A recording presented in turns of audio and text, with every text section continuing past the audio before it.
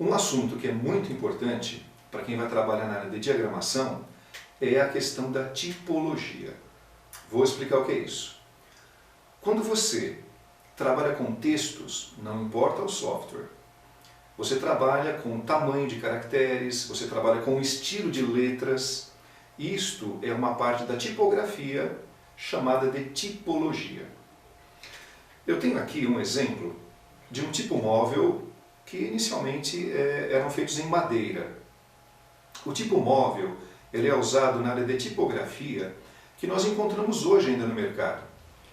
Quando você vê alguns convites de casamento e você percebe no papel um relevo, geralmente é feito com tipos móveis. Esse aqui é um tipo um pouco mais antigo, de madeira, e esse daqui é um tipo feito à base de chumbo. Na verdade, é uma liga de chumbo, antimônio e estanho. Mas é comum a gente falar que, olha, isso aqui é um tipo feito em chumbo. E o tipo, ele é a base para tudo que nós encontramos hoje no software. O corpo, ele é toda essa caixa. A caixa do tipo, ela é medida em pontos tipográficos. E a parte do grafismo, aquela parte impressa, aquilo que você visualiza, ou o próprio caractere, é chamada de olho. Então, quando você vai trabalhar no InDesign, montando a sua diagramação, e você trabalha com texto, você tem essa questão envolvida. Você tem a parte, mais uma vez, do corpo do caractere, é uma caixa, no software isto é invisível, e você tem a parte do grafismo, que é chamada de olho do caractere.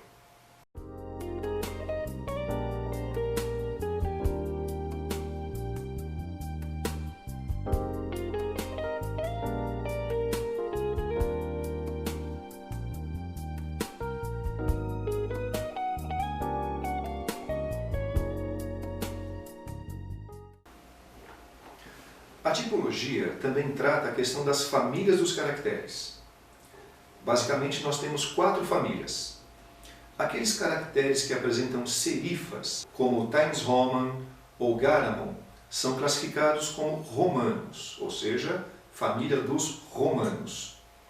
Também existe aquele caractere de traço mais limpo, por exemplo, como Helvética, como Futura, que são caracteres classificados como lapidários ou bastonetes. Você também vai encontrar caracteres que imitam a escrita manual, são os cursivos. Já os caracteres da família Fantasia, geralmente eles têm algum traço ou algum desenho mais artístico e não podem ser utilizados em qualquer tipo de texto. Os caracteres da família Romanos são empregados em textos mais longos, pois as serifas acabam por aproximar visualmente um caractere do outro. Então a leitura é menos cansativa. Caracteres da família bastonete ou lapidários geralmente são utilizados em sinalização ou em títulos, onde o leitor precisa de mais velocidade na interpretação da mensagem. Caracteres cursivos geralmente são empregados quando você precisa dar um toque um pouco mais pessoal, uma assinatura ou um convite, por exemplo, e os caracteres fantasia têm um uso um pouco mais restrito.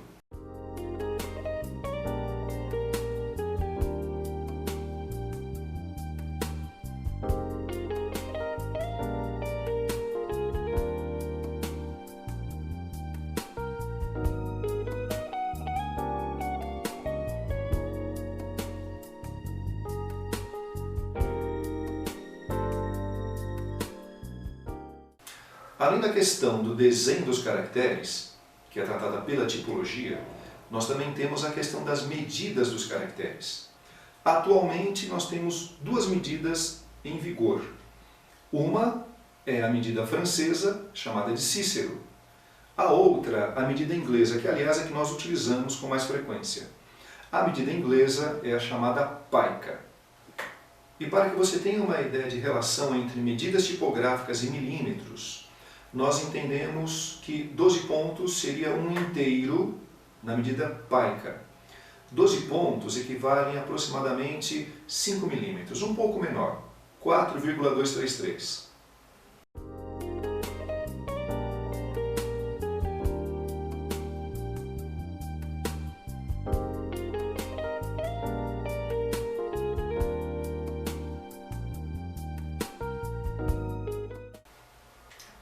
E quando nós criamos um documento novo no InDesign, nós conseguimos perceber a relação da tipometria com o próprio software.